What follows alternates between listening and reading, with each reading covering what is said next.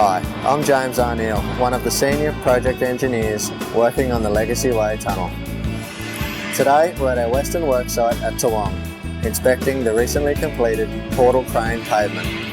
This pavement provides the area where our portal crane will deliver some 38,000 precast concrete segments to the tunnel. These segments will be formed into rings by our tunnel boring machines and provide the walls of the tunnel. This pavement consists of 540 cubic metres of concrete, which is enough to pour approximately 30 new house slabs. It was completed over 2 separate pours, each taking around 10 hours to complete, with a crew of 15 concreters.